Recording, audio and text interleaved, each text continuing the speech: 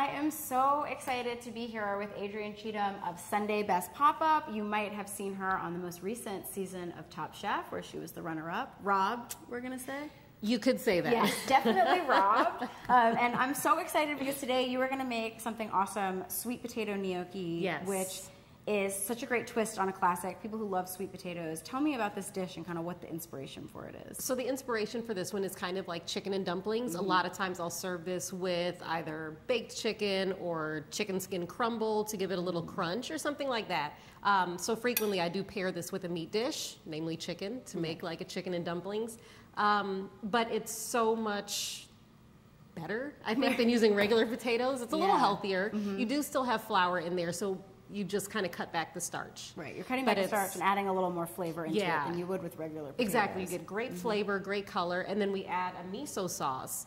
So the red miso just plays so nicely with sweet potato. It's like such a contrast of flavors, and it brings it up to like a whole nother level. Amazing. So we're starting with some sweet potatoes that you've already cooked. Tell us like sort of where we begin. So it's great. You can just throw your sweet potatoes in the oven the night before. Let them bake until they're nice and tender. I like to do low and slow, 350 for like 3 hours, because then it really dries them out and intensifies the flavor also. So you get this beautiful deep orange color.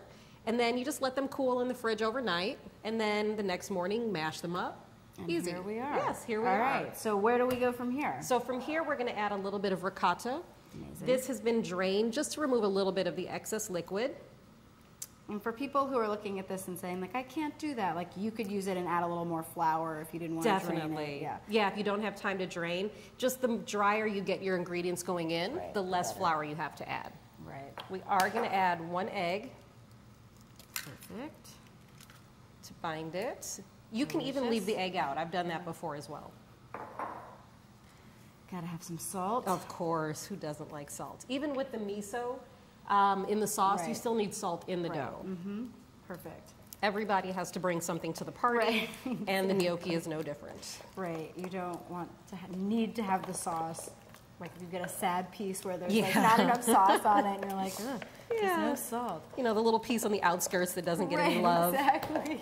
Exactly, yeah, you don't want to be that person. Yeah, so you just want to fully incorporate these ingredients first before you start adding the flour. Right, perfect. We're going to add this about a ½ cup at a time. In the beginning, we know we're going to need a little more, so we'll start with about 1 cup, 3/4 of a cup. So here we go. And so, I mean, talk me through, you know, why is it so important to really keep your eyes on this, keep adding as you go? Because for a lot of people, they're looking at it and going, well, but like, I want an exact amount. But when you're dealing with potatoes and when you're dealing with different ricottas, different potatoes, like why is having, you know, sort of going with the flour as you go? So you really have to feel it. Everything is, you know, I can give you a measurement, but it's not going to be right all the time. Your sweet potato could have a higher water content. Your ricotta could be a little moist or have a smaller curd versus a larger curd. It can change.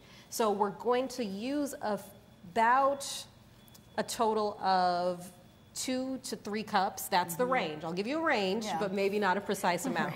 But the most important thing is to feel it. And what are you looking for when you feel it? So you want the dough to come together and be soft, but you don't want it to be too sticky. You want to add enough flour to hold everything together, but not so much that it falls apart like a crumble. So you see here, we're still a little sticky. Right, so you need I'm going to add a little more flour. So you just keep going. And again, for those who might say like, oh my God, I'm going to do it wrong, I'm going to overdo it, I'm going to underdo it. Like, is it better to underdo it a little bit, overdo it a little bit? Because you are going to put this on a floured surface later. Yeah, it's really hard to mess it up. To be honest, it's really hard. You have to try really hard. Yeah, I think for a lot of people making dough, they think it's so much more complicated than it actually is. You know, some doughs are, but this is not one of those. This is such a forgiving dough. You can always add another spoonful of ricotta. If you have a little extra sweet potato, you can add that in. And it's easy. You can just always add another couple pinches of flour if it feels too moist. Right. So here, trust your instincts. Yeah, exactly. You know, and repetition is beautiful because the first time you do something, you get it, but the second time you get it better. Right. So play with it a few times, serve it with different dishes. Beautiful. And so here, we have a good amount of flour in the dough. We're just going to do a light kneading motion.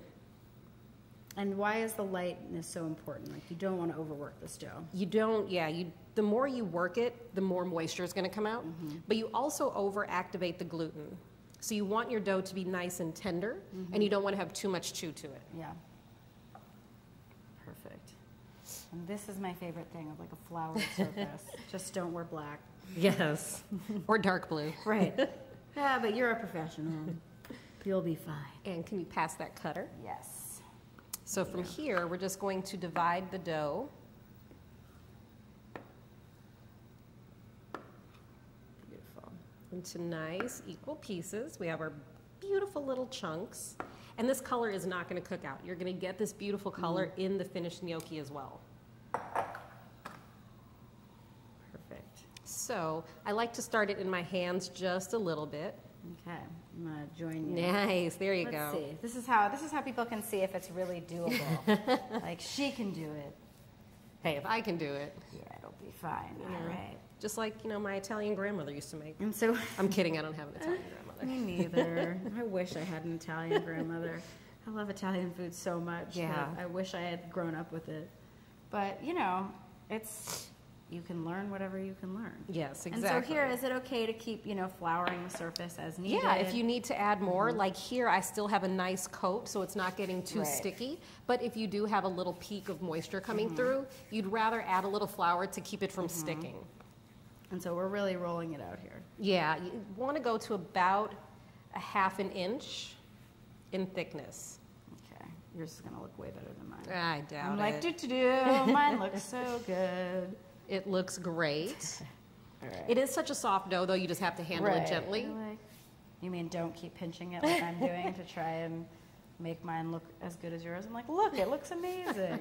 It looks great. There you go. Thanks. And guess what? It's going to get cut into pieces. Right. So okay. at the end of the day, yeah, we won't see whose is whose once we put it in a bowl. Exactly. Like maybe. All right. So this is a lot of fun. Sweet potatoes are obviously pretty ubiquitous in the South. I grew up eating tons and tons of sweet potatoes. Just a little butter and salt is like my favorite way. It's the best. Beautiful.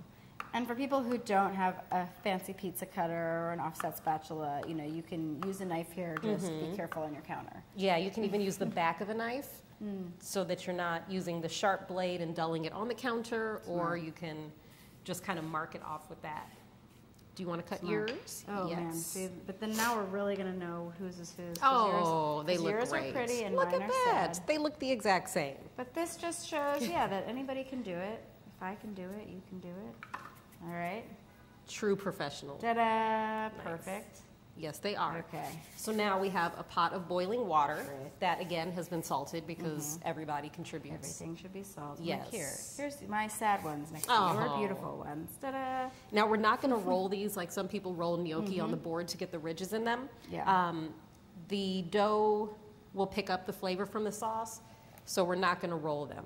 We want to just have them just the way they are.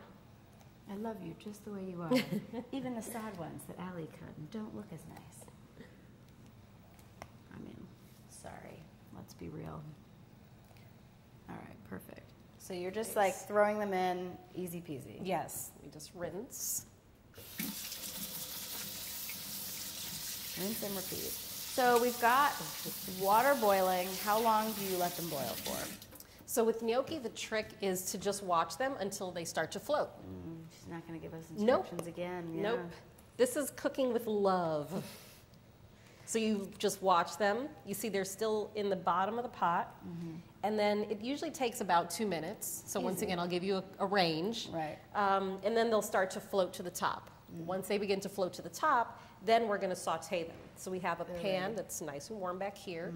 Ooh, can you pass me that butter? Oh, yes. Thank you. I will always give over butter.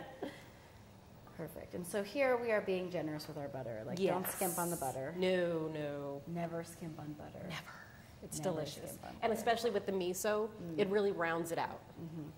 And so talk about the sauce that you're making here and why it's so amazing. Because this is super simple. It is. It's very simple, but it packs a lot of flavor. Yeah. So this is something that you can do. You can freeze your gnocchi before you boil them and just keep them in bags in the freezer. And then anytime you have guests or want to do the dinner, then you pop them out. Yeah, perfect. All right. And they're already floating. I mean, it's so fast. Yeah. So maybe even less than 2 minutes. Yeah. So Yeah, they're so coming keep your up. eyes on the prize, everyone. Yes, they're coming up to the surface. So our butter is melting. I'm melting. Yeah. So And we're just again, gonna- like these are going to cook a little bit more, so you really don't want to overcook them in the pot. Exactly. That's one thing you don't. You can overwork the dough. You can, play with the flour, but you Yeah. don't want to overcook them in the pot. Yeah, fair enough. Oh my God, they're so beautiful.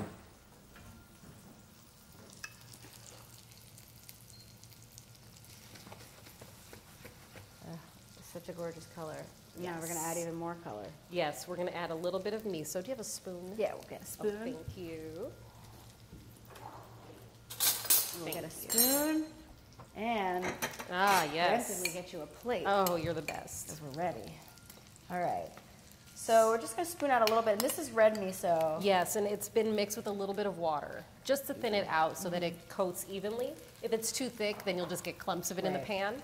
And for people who are, again, scared of miso, like talk through, it's like such an easy ingredient to buy. You can get it like at almost any grocery store at this point. Exactly. You know, So it's fermented soybean paste. It has a lot of that umami flavor and a lot of that depth that just adds more than just salt. It adds just like a nice, warm kind of like feeling to it. Yeah, I'm a secret like adder of miso to almost everything. People are like, what is that? I'm like, it's the same thing it was last time you asked me. It's just miso every time. Yes, and it's amazing. So we also have some florets of broccoli rabe, Great. to keep it a little healthy. Right. Yeah, this is a healthy dish. Yes, Of course. healthy-ish. So healthy. You can add them raw and let them cook in the liquid in the pan with the butter, or you can blanch them and add them.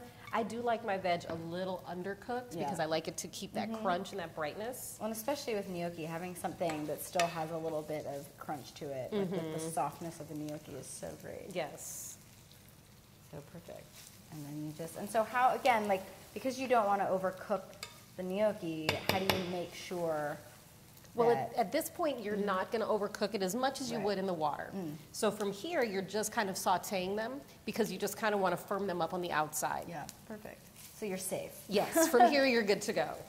Yeah, exactly. That's always like my great fear of like, oh no. And then we'll add a few of the broccoli rabe leaves, and the bitterness from the broccoli rabe will add a nice contrast as well to go off the sweetness and the saltiness of the miso. Beautiful. And again, like, this is one of those dishes that like appear, like if you said to someone like, I made gnocchi and I did broccoli rabe, but like you can see we're doing all of it just as we go, and it's so simple and so fast. Yeah, that's one of the best things about the gnocchi dishes. You can make meat, you can make vegetables and serve them together, Yeah. but it can also be a dish in and of itself. Yeah. Perfect. And then how do you know when you're done? Is it really about the broccoli rabe versus the gnocchi? More about the broccoli rabe at this point. You just want to wilt the leaves nicely. And then from there, yeah. And then from here, we're good to go. We're going to start adding them to our plate. And you can always grate a little bit of Parmesan on top of here. Oh, yeah, that sounds good. I'm like, I will say yes to that, please. Amazing. Yes, I didn't bring any Parmesan this morning, so I'm sorry. That's okay, we'll eat it all. So thank you so much for showing us how to make these amazing sweet potato gnocchi. And if people want to find you in your supper club, where can they go? So I have the Sunday Best pop-up series, which we do once a month in Harlem, and on Instagram, sundaybest.harlem, and Chef Adrienne Cheatham on Instagram as well. I post on both places. Awesome. Well, thank you so much for teaching us how to make these sweet potato gnocchi. Should I get the forks? Appreciate it. Oh, yeah. Thank you so much. Done.